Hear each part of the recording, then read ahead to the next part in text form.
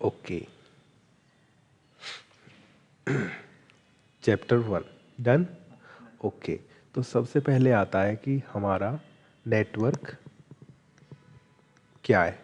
ठीक है, तो नेटवर्क की डेफिनेशन जो हम यहाँ देख रहे हैं, a fully interconnected group of peoples और device that is called network.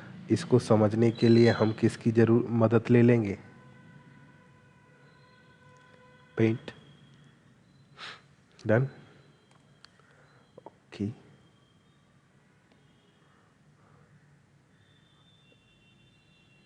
इसको एक बार क्लोज कर देते हैं।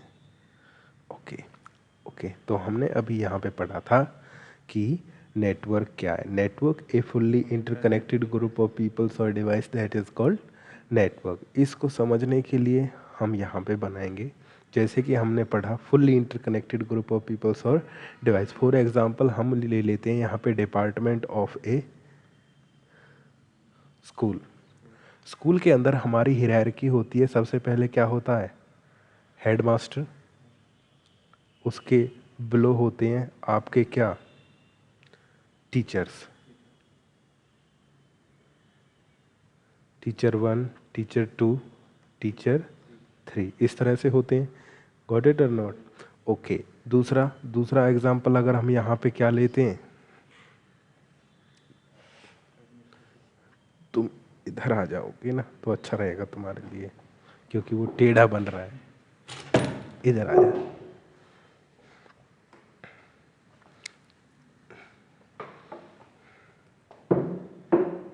दिख रहा है ना? ओके, दूसरा हम लेते हैं यहाँ पे एग्जांपल कॉलेज का। कॉलेज के अंदर क्या होता है? प्रिंसिपल। प्रिंसिपल के नीचे फिर आते हैं head of the department, HODs वगैरह। मतलब प्रत्येक का, जैसे कि आपका इंग्लिश का हो गया, दूसरा साइंस का हो गया और मैथ का हो गया। फिर उनके नीचे आपके अनदर आते हैं, लेक्चरर्स आते हैं। यस और नो? तो ये क्या है? अपना नेटवर्क ही तो है। ये किसका? ये कॉलेज का नेटवर्क है, कॉलेज के मैनेजमेंट का है और टीचर्स का है। दूसरा वही, तो यहाँ पे ये प्रूव हो गया network a fully interconnected group of peoples, जिसमें पीपल भी हो सकते हैं और डिवाइसेस। डिवाइसेस किस तरह से होंगे? सीधा सा हमें एक नेटवर्क बनाना है। नेटवर्क बनाना है तो हमें मान के चलें, जैसे कि आप अभी अपने कॉलेज से आए हो, तो कॉलेज के अंदर हमने ले लिया कि आपके पास कितने स्टूडेंट्स हैं? 50 स्टूडेंट्स हैं। 50 स्टूडेंट्स का हमें क्या बनाना है? एक नेटवर्क बनाना है। तो सीधी सी बात है, आपके पास क्या होंगे? PC1 होगा, PC2 होगा और PC3 होगा। इस तरह से आपके पास टोटल कितने पीसी होंगे? 50 पीसीज होंगे। अब हमें इन्हें एक दूसरे से कनेक्ट करना है। कनेक्ट करने के लिए अब सीधी सी बात है, ऐसा तो हो नहीं सकता कि आप एक ही पीसी से सारे पीसीज को कनेक्ट कर दो। Not possible. डन। तो उसके लिए हमें क्या करना पड़ेगा? एक इंटरमीडिएटर की ज़रूरत पड़ेगी, जिसको हम बोलेंगे स्विच।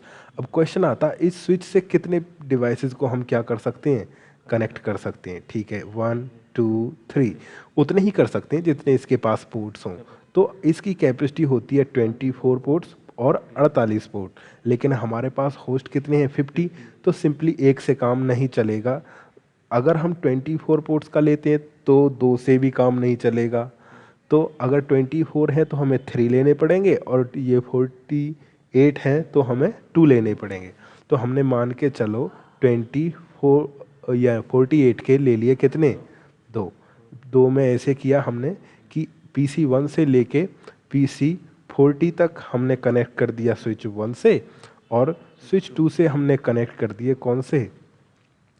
PC41 से लेके 50 तक। इस तरह से कनेक्ट कर दिए। अब PC1 से लेके 40 तो कम्युनिकेट कर जाएंगे, क्योंकि वो एक दूसरे से जुड़े हुए हैं। लेकिन अब 41 वाला, यानी कि ये 1 to 40 स्विच 2 से कम्युनिकेट नहीं कर पाएंगे। तो उसके लिए हमें क्या करना पड़ेगा? इनके बीच में इन्हें कनेक्ट कर देंगे। कौन सी केबल? इसके पोर्ट होंगे 1 से लेके 40 तक, बचे हुए कितने हैं? 41 से लेके।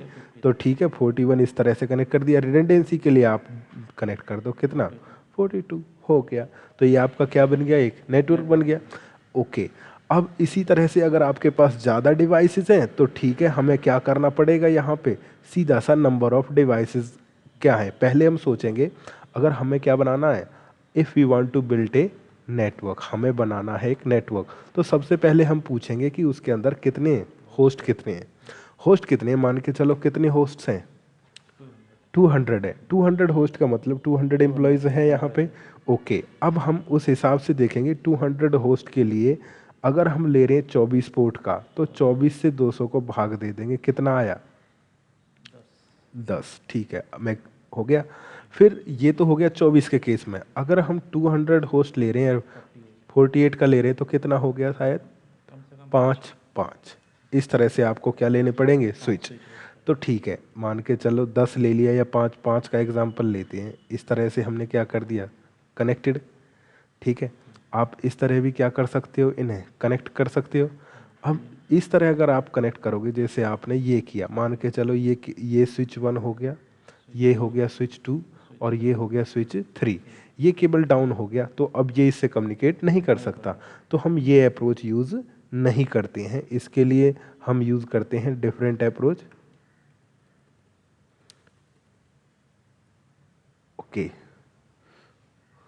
ओके, तो उसको के लिए क्या करते हैं, हम एक स्विच लेंगे, उसके फर्दर फिर हम कनेक्ट करेंगे अनदर स्विच, डन, और फिर हम कनेक्ट कर देंगे अनदर फर्दर स्विच। हो गया, कनेक्टिविटी कुछ इस तरह से होगी। हो गया, मतलब पूरी की पूरी रिडंडेंसी के साथ। हो गया, हो गया। ये डाउन होगा तो इससे निकल जाएगा, ये डाउन हो गया तो इससे, मतलब सभी को रिडंडेंटली हमने क्या कर दिया, कनेक्ट कर दिया। Switch 1, switch 2, switch 3, switch 4 and switch 5, done. Maximum redundancy लेके चलेंगे कि अगर कुछ भी होता है तो किसी दूसरे रास्ते से निकल जाए, डन। गॉट इट और नॉट। अगर पोर्ट्स हम कम पड़ रहे हैं तो हम नंबर ऑफ स्विचेस की संख्या क्या कर देंगे, बढ़ा देंगे, डन। तो इस तरह से हम अपना क्या कर देंगे, नेटवर्क बना देंगे। इससे आप क्या कनेक्ट कर सकते हो, अपने होस्ट भी कनेक्ट कर सकते हो, साथ ही साथ आप सर्वर्स भी कनेक्ट कर सकते हो, यहाँ पे आप प्रिंटर्स भी कनेक्ट कर सकते हो, डन। तो अभी हमने पढ़ा था यहाँ पे network a fully inter, yes it is a fully interconnected group of peoples और device that is called network, done. Okay, next है नेटवर्क टाइप्स। नेटवर्क टाइप्स के अंदर आते हैं local area network, metropolitan area network, wide area network, campus area network, storage area network and small office, home office, done. सबसे पहले पढ़ते हैं क्या, लेन। लेन फुल फॉर्म आपको पता ही है, local area network, A network which is designed for small geographical area, for example A department of A company और organisation that is called लेन। इसके लिए एक अच्छा सा फोटो बनाया है हमने यहाँ पे कि आपका एक लेन, एक मान के चलो अभी जैसे कि आप वर्किंग थे, कॉलेज में थे, तो आपका खुद का एक डिपार्टमेंट था, उन्हीं को हम ले लेते हैं समझने के लिए कि आपका मान के चलो एक बैच है उधर किसका, बीसीए का। बीसीए के अंदर बैच के अंदर मान के चलिए हमने 50 स्टूडेंट्स हैं, तो 50 स्टूडेंट्स हैं तो उनका खुद का क्या हो गया, एक नेटवर्क हो गया। जो अभी हम बना रहे थे कि हमें क्या चाहिए, स्विच चाहिए, एटलीस्ट अगर 50 हैं तो हमें 48 पोर्ट के 2 स्विच चाहिए, या तो एक 48 और एक 24 का ले लो, या दोनों के दोनों 48 का ले लो, ठीक है। इससे आपने क्या कर दिया, जो इसे अभी हम कर रहे थे PC 1 से लेके हमने कनेक्ट कर दिए PC 15 तक। तो ये हमने एक स्मॉल डिपार्टमेंट के लिए बनाया है, और उस डिपार्टमेंट के अंदर है आपका क्या, ये जो हम बात कर रहे थे कि स्टूडेंट्स का BCA वाला बैच, डन। इसी तरह यही आप किसके लिए बना सकते हो, जो प्रोग्रामिंग वाले स्टूडेंट्स हैं उनके लिए भी हम बना सकते हैं, डन। ओके, इतने, इसके बाद है आपका लेन के बाद है क्या, मेन। मेन का फुल फॉर्म होता है मेट्रोपॉलिटन एरिया नेटवर्क, और क्या है, ये एक नेटवर्क है, a network which cover entire city using LAN technology that is called MAN and it is a bigger version of LAN. अब हमें जानना है हिंदी तो समझ में आती है ना। अब हमें जानना है कि ये मेट्रोपॉलिटन एरिया नेटवर्क कौन सा नेटवर्क है, तो सीधा सा हम केबल ऑपरेटर नेटवर्क यूज़ कर लेते हैं यहाँ पे। एक cable operator network is a good example of metropolitan area network. अगर इसको समझना है तो उसके लिए एक छोटा सा फोटो बनाया हुआ है कि आपका क्या होगा। अगर इससे नहीं समझ में आता है तो हम दूसरा यहाँ पे बना लेते हैं। हम बात करते हैं एक केबल कंपनी की।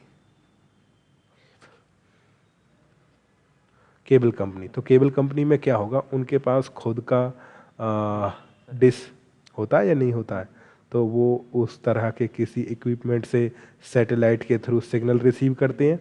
सिग्नल रिसीव करने के बाद वो डिवाइस उनके किसी डिवाइस के पास आता है। इस डिवाइस के बाद वो क्या करते हैं, हर एक, ये इस तरह मान के चलो कि आपका हो गया सेक्टर 1, फिर ये हो गया सेक्टर 2, फिर सेक्टर 3 और सेक्टर 4। उस वहाँ से वो वायर ले जाते हैं किसके अंदर, हर एक सेक्टर के अंदर, और उस वायर से वो क्या कर देते हैं, हर एक अपार्टमेंट के अंदर लॉन्च कर देते हैं क्या, टीवी के अंदर कनेक्शन। ऐसा ही होता है कुछ। ओके, तो ये जो एग्जाम्पल है ये ही है किसका, आपका मेन का मेट्रोपॉलिटन एरिया नेटवर्क का। डन। ओके, हाँ with in entire city, but देख लो आप यूज हो रहा है लेन टेक्नोलॉजी एक ही। डन, एक ही वायर जा रही है, coxal cable. Done. Okay, next होता है अपना वेन। वेन का फुल फॉर्म होता है wide area network. A network which provides, जहाँ भी आ जाए wide area network, A network which provides long transmission of data, voice, image, video information over a long distance, for example one city to another city and one country to another country, that is called when. When समझने के लिए ये हमने छोटा सा photo बनाया हुआ है इसके लिए। ओके, इसके अंदर क्या होगा आपका कि आपने देख रहे हो कि ओवर द सीज केबल्स जा रही हैं, वो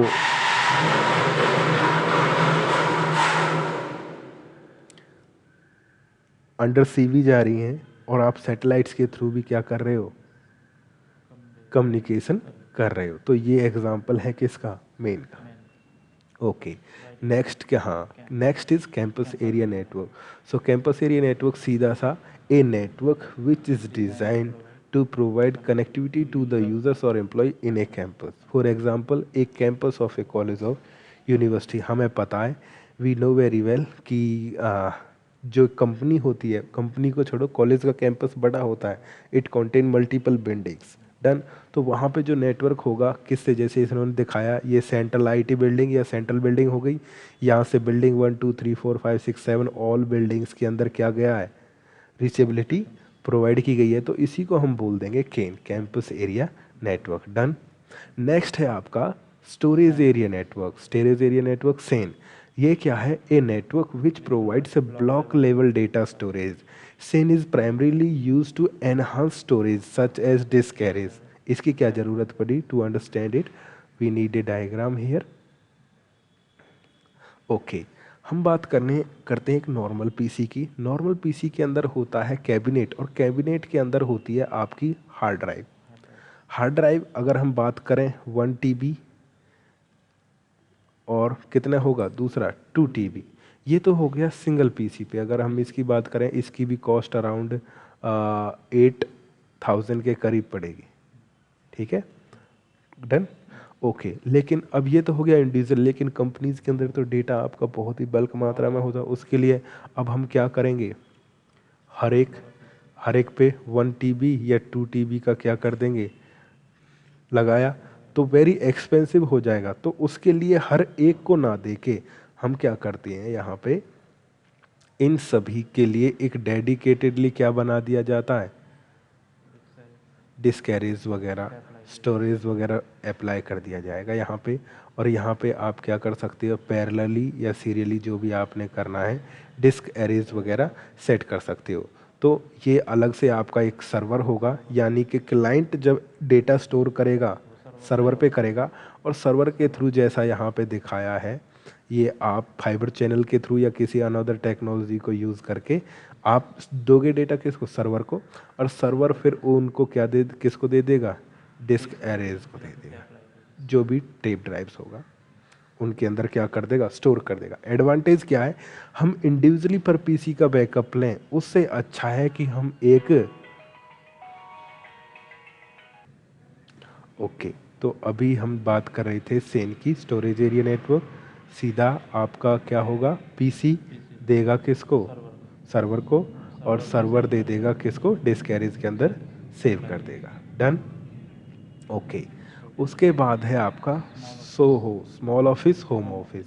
तो ये क्या है, थोड़ा सा फ्लैशबैक में जाते हैं कि जब हमारा सबसे पहले क्या आया था, आईबीएम ने और डेक ने पर्सनल ये कंप्यूटर इन्वेंट किया था। डन, तो सीधा सा हर कोई तो खरीद नहीं सकता था उनको, तो उसके लिए क्या गया, कंपनीज को ऑफर किया गया था। ठीक है, तो अगर उस टाइम की बात करें तो उस टाइम पे उन्होंने कह दिया था कि ये डब्बा हमें नहीं चाहिए शुरुआत के अंदर। ठीक है, चलो उसकी छोड़ो।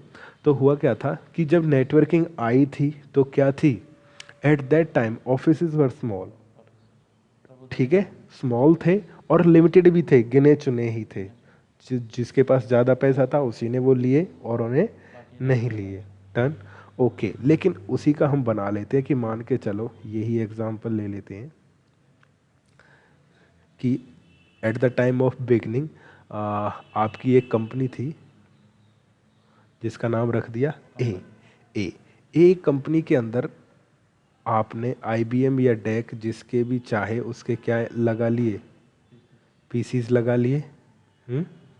ये किससे कनेक्ट कर दिए, स्विच से, या जो भी आप है ये हम रिप्रेजेंट कर देते हैं। ठीक है, स्विच हो गया, और इसी के साथ ही आपने कनेक्ट कर दिए अपने सर्वर्स, हो गया। लेकिन ये तो कंपनी हर जगह तो नहीं हो सकती ना, ये किसी एक लोकेशन पे होगी।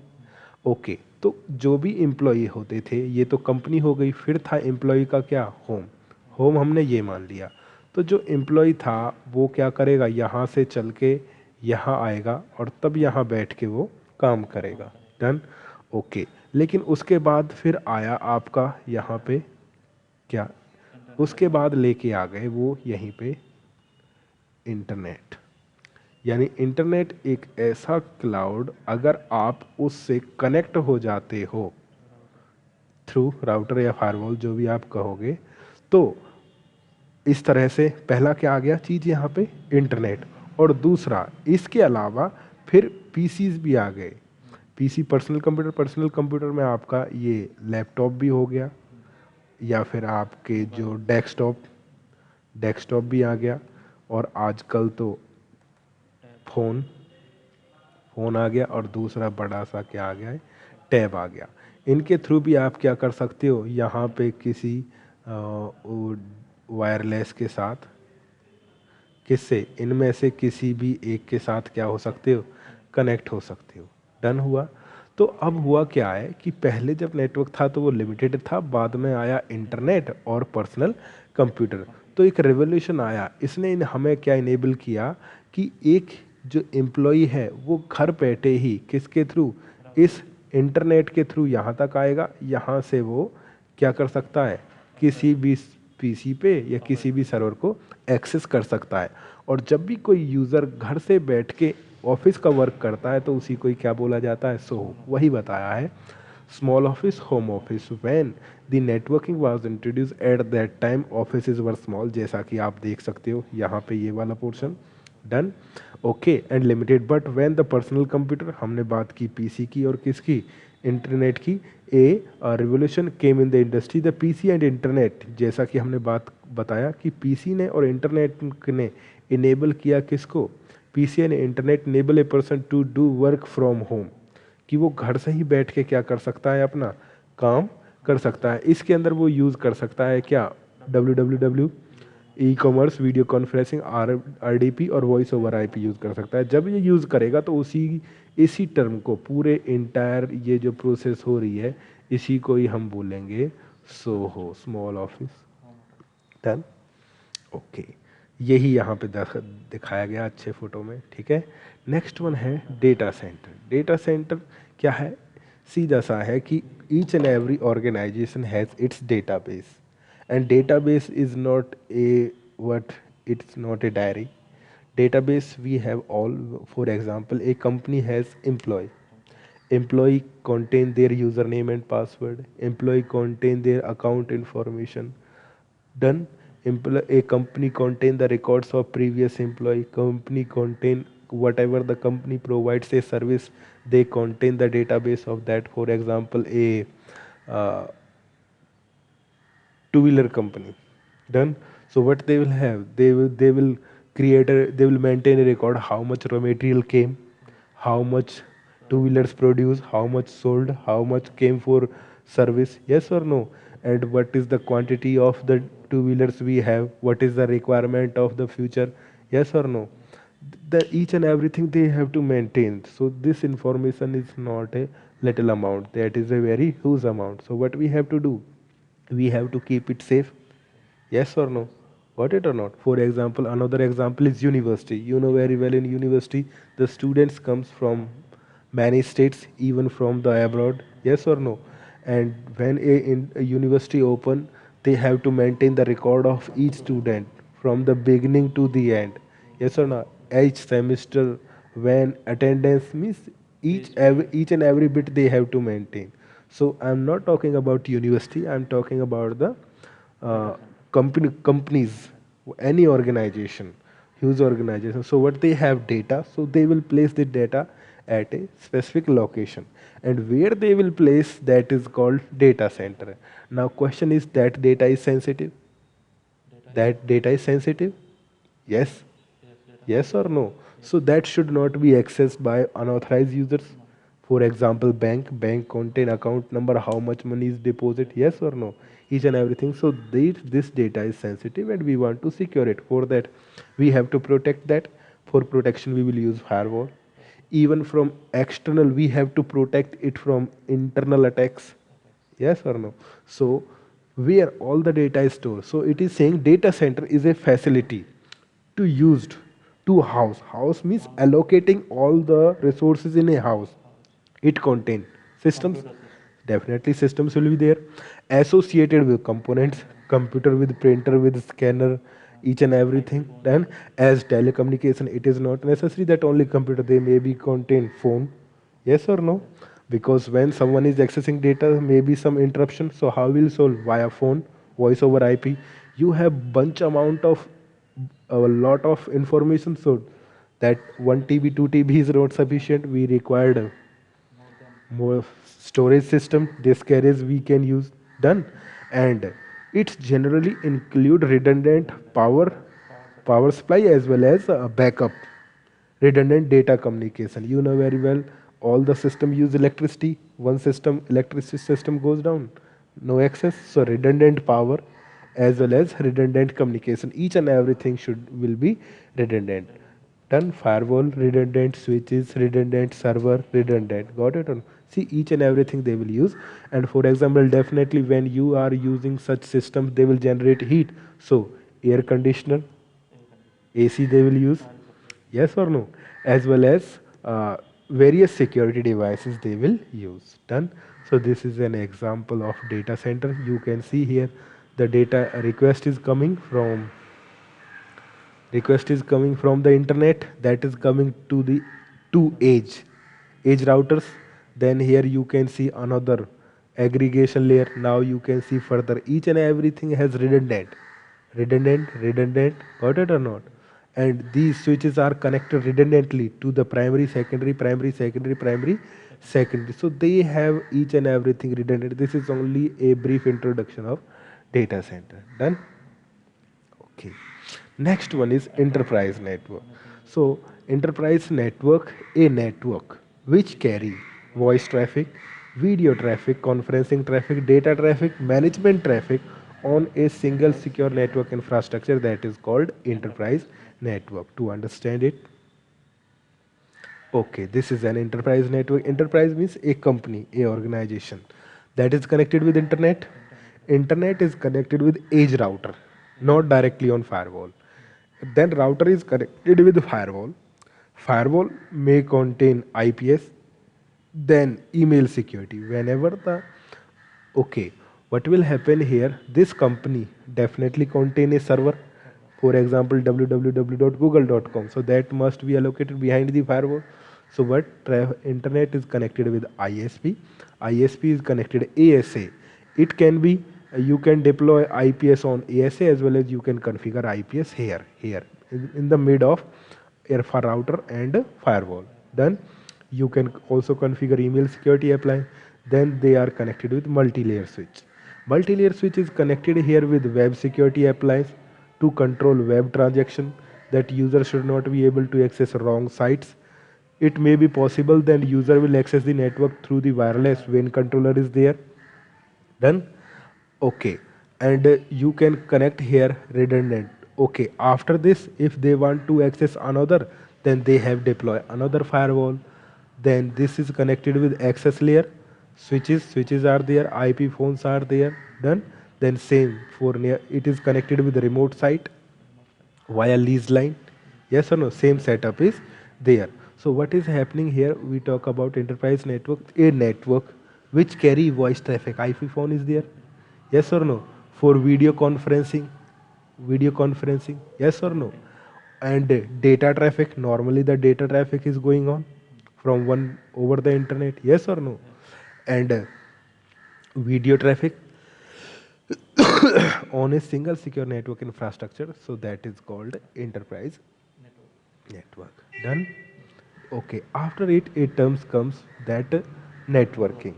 So networking means that connecting two or more devices to each other and share their resources is called networking. Networking का मतलब है कि दो या दो से अधिक डिवाइसेस को एक दूसरे से जोड़ना और उनके रिसोर्सेज को शेयर करना क्या कहलाती है? नेटवर्किंग. नेटवर्किंग के होते हैं types peer to peer and server base. Okay, peer to peer क्या है? In peer to peer networking there is no dedicated server. In peer to peer networking all the computers are equal. सारे के सारे computers क्या होंगे? Equal होंगे.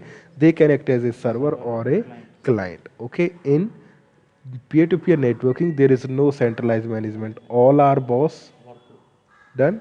Okay, and it is also called work group. Done. This is an example. You can see all the systems, it is depend on them whether they want to share the information or not. Done. Okay, next we have here server based networking. So server based networking क्या है? In server based networking there is a dedicated server. What we do? Okay, in server based networking what happen? We use a switch. Definitely we have to use that is connected with client. Done. And here we establish a server. We configure it as a domain controller.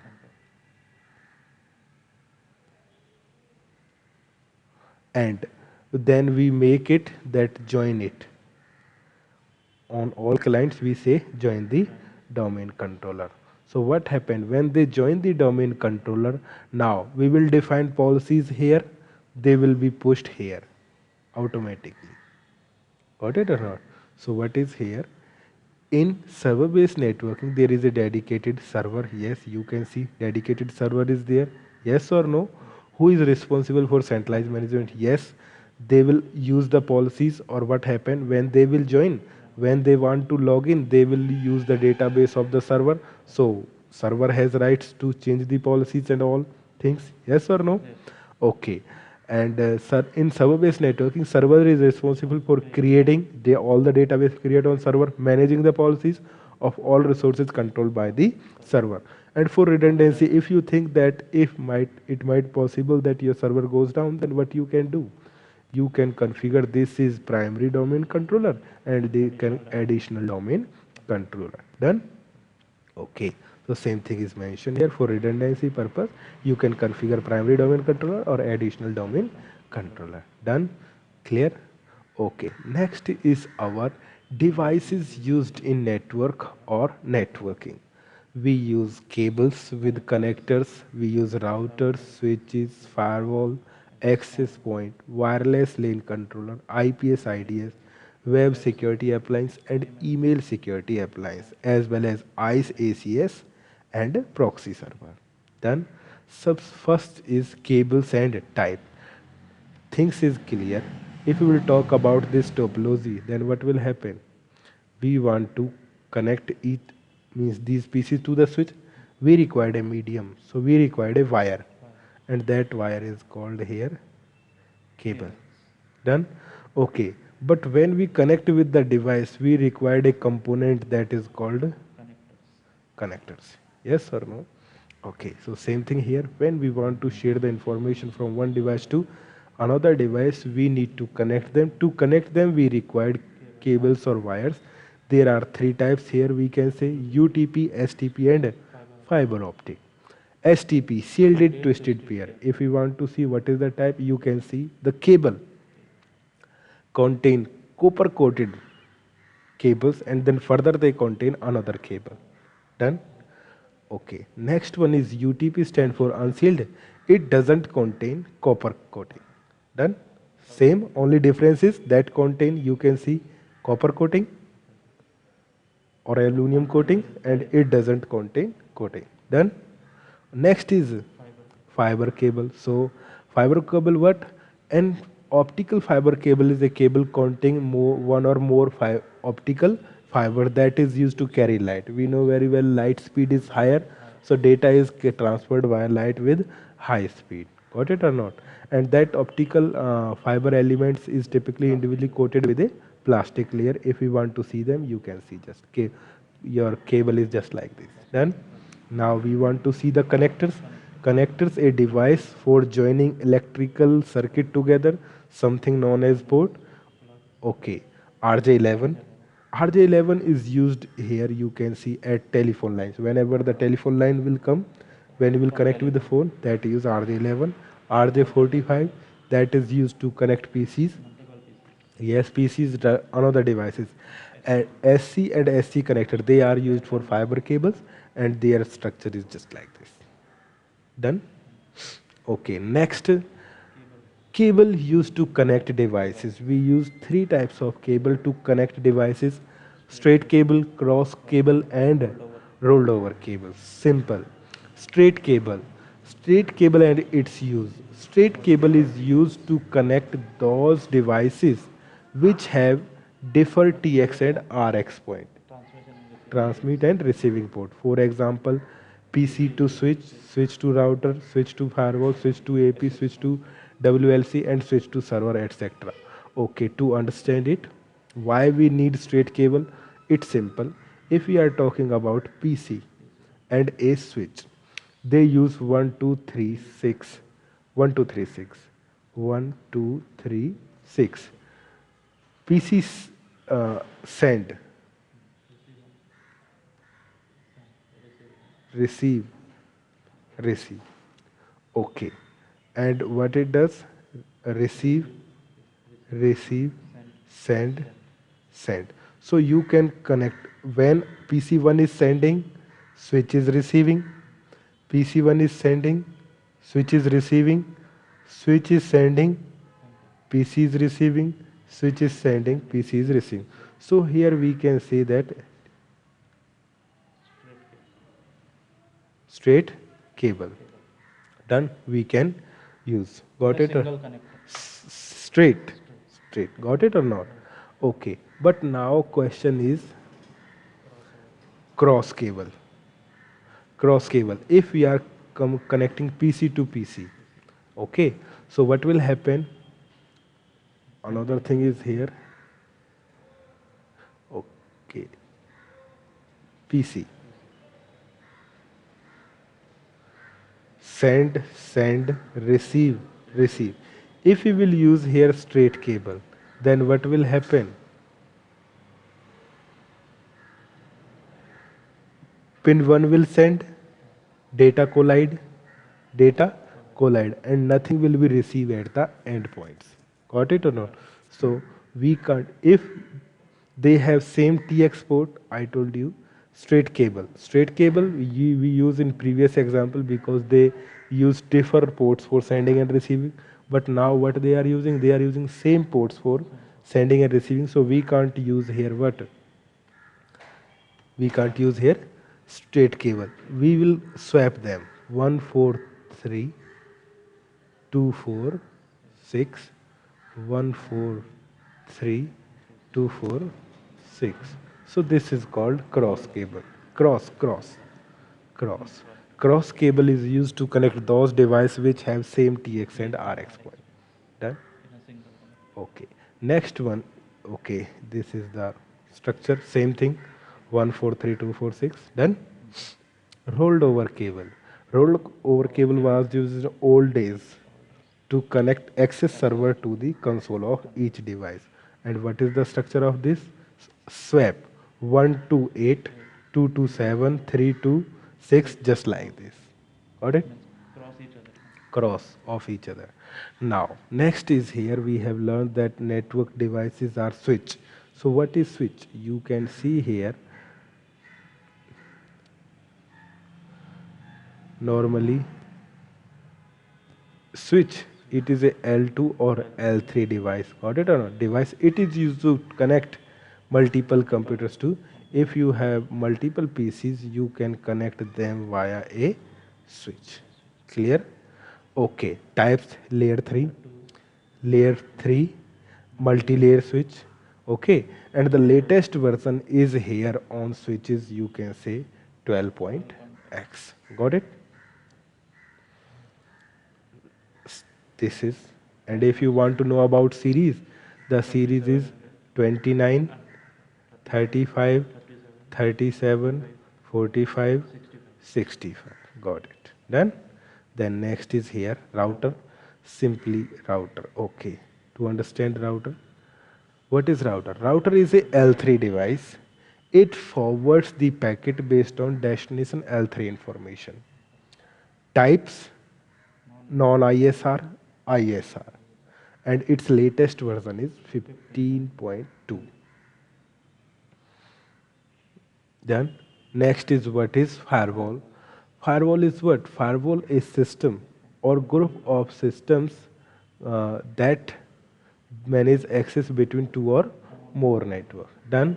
Firewall technologies are what we can do. We want here, for example, uh, we have a PC and another PC. Done. If we will connect them directly, they can communicate to each other. But now we want some security here. We want that PC1 can communicate with PC2, but PC2 should not be able to communicate with PC1. Done. So for that, normal we can't do that, but for that we have to purchase firewall. Done. So now we will configure that this is trusted network and this is untrusted. Done. So trusted can access to untrusted, but whenever untrusted will initiate request, that is not allowed. Done. So it is also a network. It is also a network. So what we have said defined here, firewall is system. Yes, it is a single system. For redundancy, you can use two. For redundancy, you can use two. So firewall is system or group of systems that manage access. Yes, it is managing the access that trusted can access to untrusted, but untrusted can't access to trusted. Done? Okay. And it has techniques. First firewall techniques are what? First is packet filtering. Done. Then proxy server, and then stateful firewall, and next one is transparent firewall. Got it? Okay. Latest version of Cisco's firewall OS is firewall OS. We are talking about OS. The high-end lowest model is 5505 and the highest is 5585. And the latest version is now 9.5. Done. This is the comparison. Done. 5 ASA 55052 to ASA 5585. And you can also see here 5505 for Soho networks. 10 and 20 you can use branch office. 20 and 40 you can use internet to connect internet. If you are talking about campus, you can use 40 to 85, and 85 higher model you can use for data center. Next is IDS and IPS.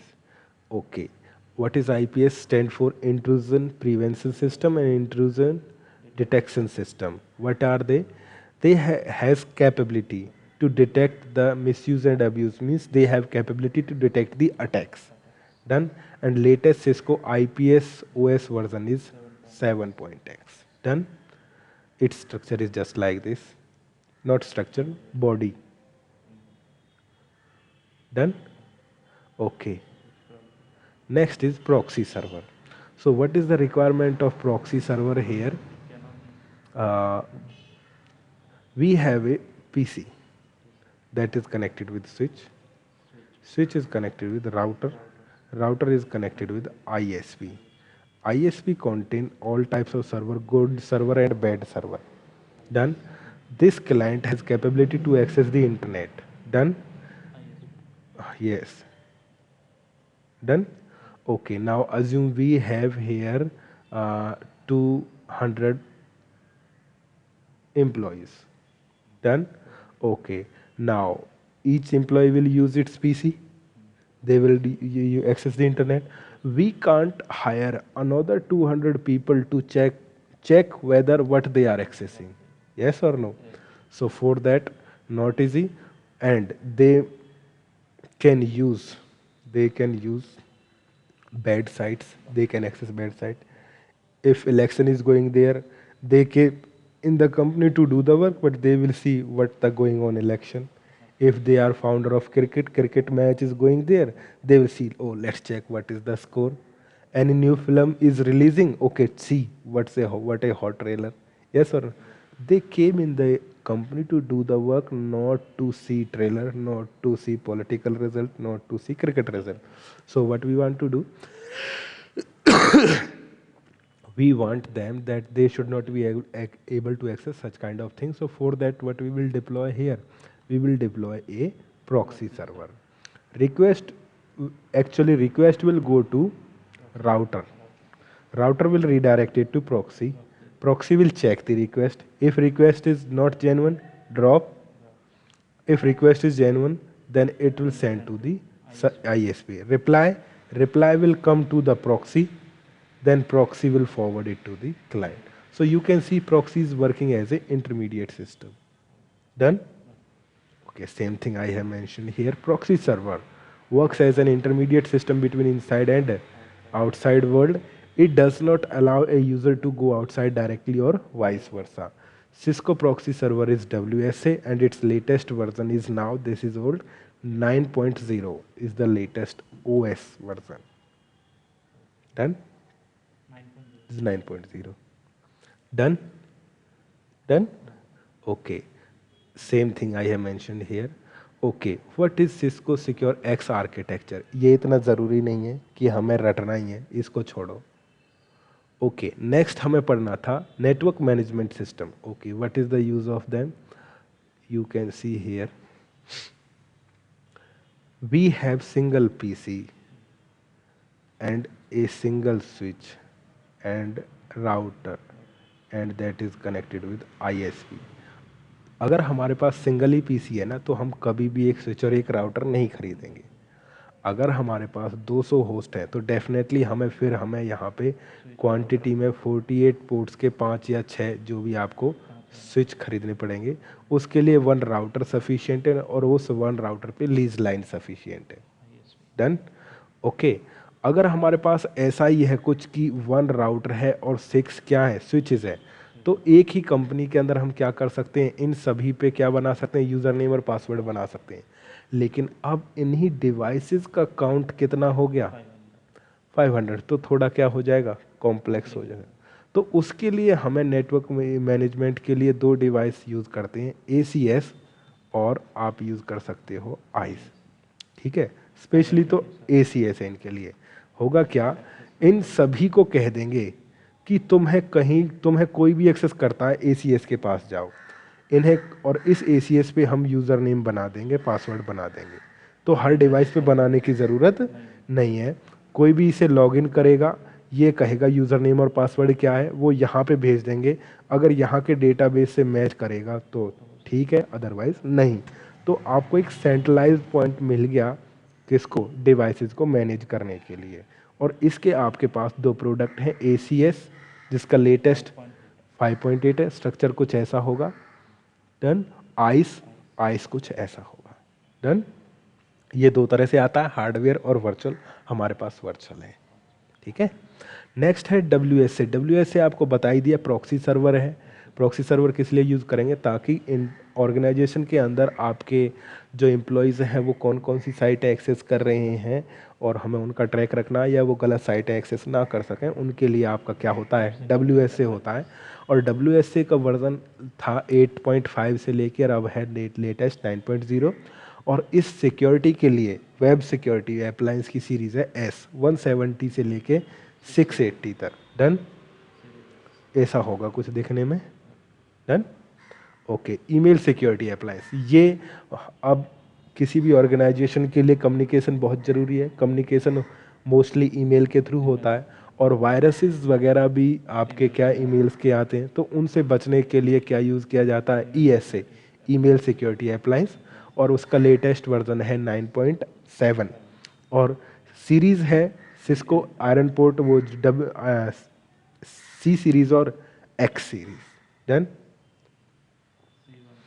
देखने में कुछ वैसा ही होगा। आप वैसे इन्हें देख नहीं पहचान सकते कि कौन सा क्या है। आप यहाँ पे देख रहे हो S 170, इसका तो कुछ